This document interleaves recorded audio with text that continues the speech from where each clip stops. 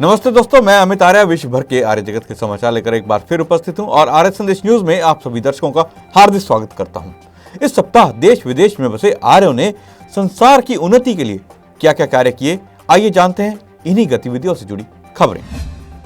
चांदनी चौक में स्थित सनातन संस्कृति के प्रतीक प्राचीन हनुमान मंदिर को सरकार द्वारा तोड़े जाने के प्रति लोगों में रोष बढ़ता ही जा रहा है।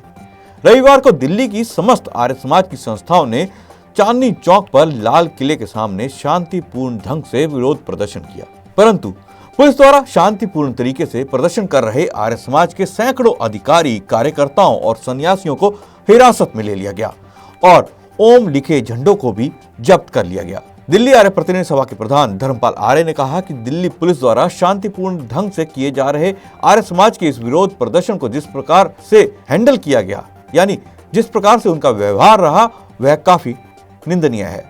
सनातन परंपरा के प्रतीक ओम लिखे झंडों और सन्यासियों को हिरासत में ले लिया गया। यह सनातन धर्म का अपमान है। जिस प्रकार से आज हमारी आवाज को रोका गया, ऐसा प्रतीत हुआ मंदिर को तोड़े जाने का विरोध भारत में नहीं कर रहे बल्कि पाकिस्तान में कर रहे हैं। हालांकि काफी विरोध और बहस के बाद पुलिस द्वारा आर्य समाज के प्रदर्शनकारियों को छोड़ दिया गया और झंडे आदि भी लौटा दिए गए। मैं एक बात आपको कहना चाहता हूँ, ये मंदिर क्यों टूटा, किसी ने तोड़ा। मैं एक बात पूछूं कि ये रास्ते में बना हुआ था, रास्ते में तो ऐसी कितनी मस्जिदें बनी हुई है।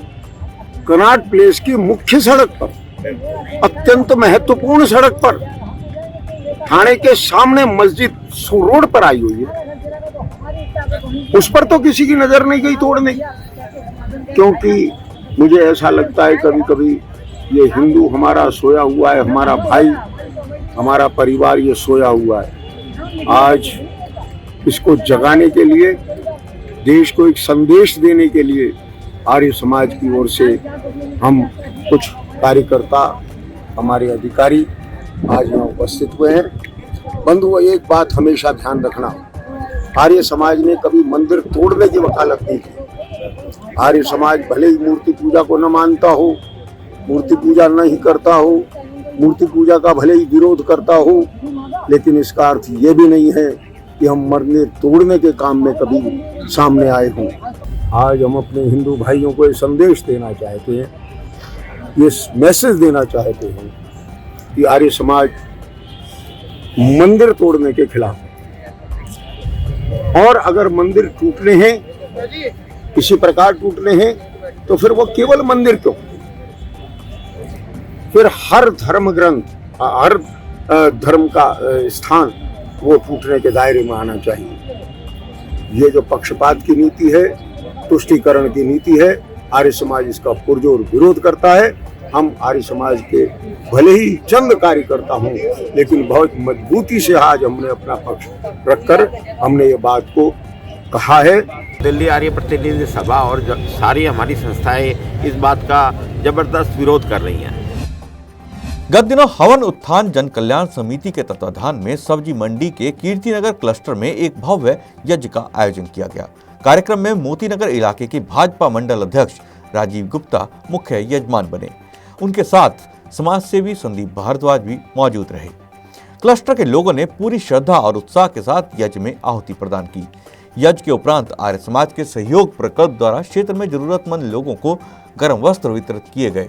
इस कार्यक्रम में आर्यवीर दल कीर्तिनगर के आर्यवीरों का विशेष सहयोग रहा।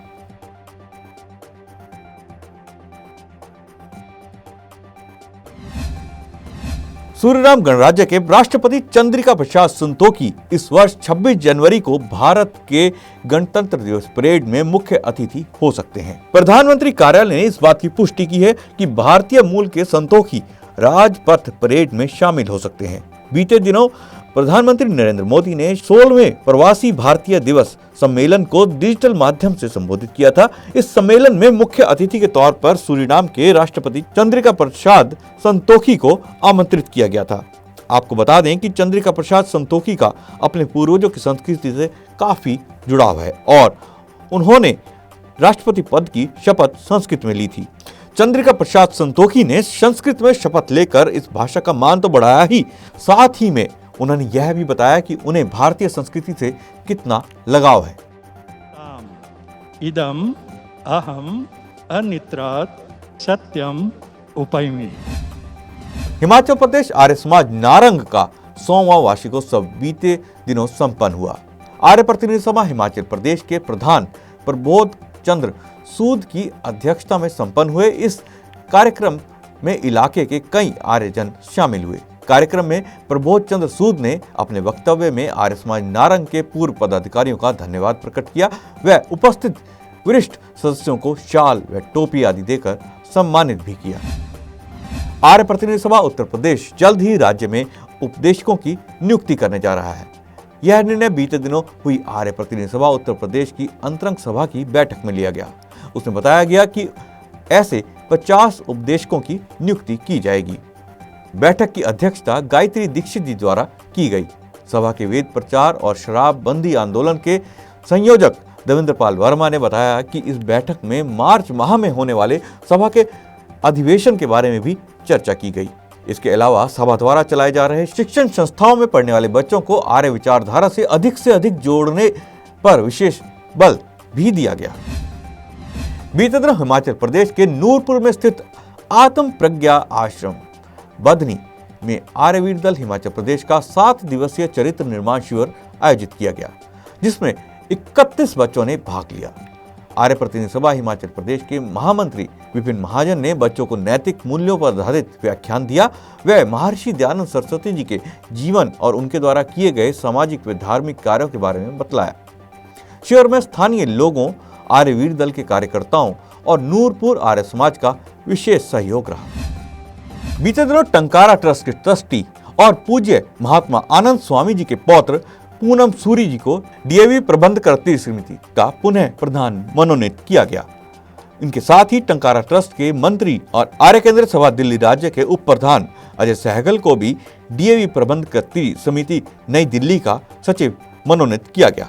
इस मौके पर दिल्ली आर्य प्रतिनिधि सभा और आर्य केंद्रीय सभा दिल्ली राज्य द्वारा उन्हें इस नए कार्यभार की बधाई और शुभकामनाएं दी गई। दिल्ली सरकार द्वारा बीते दिनों दिल्ली में शराबबंदी को बढ़ावा देने के लिए एक समिति का गठन किया गया था। समिति के अनुसार राज्य में ठेकों की संख्या बढ़ाना, शराब खरीदने की उम्र को कम करना आदि कई ऐसी सिफारिशें की गई हैं जिसका समाज पर दुष्प्रभाव पड़ने जा रहा है। इसके विरोध में गैर सरकारी संगठन मशाल द्वारा 6000 से अधिक लोगों के हस्ताक्षर करवाकर मुख्यमंत्री को दिए गए। इस ज्ञापन में समिति के सुझावों को स्थगित करने की मांग की गई है। जैसा कि आपको विदित है कि मशाल जो है वो दिल्ली सरकार के द्वारा जो ठेके खोले जा रहे हैं शराब के, उसके विरुद्ध में एक अभियान छेड़ा हुआ है मशाल संगठन के द्वारा। उसी के तहत आज हम इस माह का दूसरा पत्र अर्थात जनवरी 2021 का दूसरा पत्र जो कि हमारे लगभग 6000 साथियों द्वारा साइन किया हुआ है, उसको पत्र के द्वारा हम दिल्ली सरकार को सौंपने जा रहे हैं। और इसके माध्यम से हम जो दिल्ली सरकार के द्वारा ठेके खोले जा रहे हैं उसका हम विरोध प्रदर्शन कर रहे हैं और हम ये आशा कर रहे हैं दिल्ली सरकार से कि हमारे इस पत्र पर वो ज्ञापन ले और उस पर सोच विचार करके इसको बंद करे। धन्यवाद। वंदे मातरम। मशाल। आर्य समाज ने आदिवासी क्षेत्रों में शिक्षा को लेकर उल्लेखनीय कार्य किया है। बीते दिनों आर्य प्रतिनिधि सभा दिल्ली के महामंत्री विनय आर्य तथा अखिल भारतीय दयानंद सेवा आश्रम संघ के महामंत्री जोगेंद्र खट्टर ने असम के बोकाजान में स्थित ओम प्रेम सुधा दयानंद विद्या निकेतन स्कूल का निरीक्षण किया और वहां हो रहे कार्यों की समीक्षा की। इसके बाद दोनों पदाधिकारी असम के धनसिरी में स्थित महर्षि धर्मपाल एमडीएस दयानंद विद्या निकेतन पहुंचे। विद्यालय पहुंचने पर उन्होंने वहां स्थानीय छात्र छात्राओं और शिक्षकों यज्ञ किया तथा स्कूल द्वारा किए जा रहे कार्यों की समीक्षा की। आज के समाचारों में बस इतना ही। तो आपने देखा आर्य समाज महर्षि दयानंद के सपनों को साकार करने के लिए पूरे जोर शोर से जुटा हुआ है। अपने क्षेत्र में हो रही आर्य समाज की गतिविधियों की वीडियो और जानकारी को स्क्रीन पर दिए गए नंबर पर व्हाट्सएप करें। आज के लिए बस इतना ही। आर्य संदेश न्यूज में आपसे फिर भेंट होगी। तब तक के लिए नमस्ते।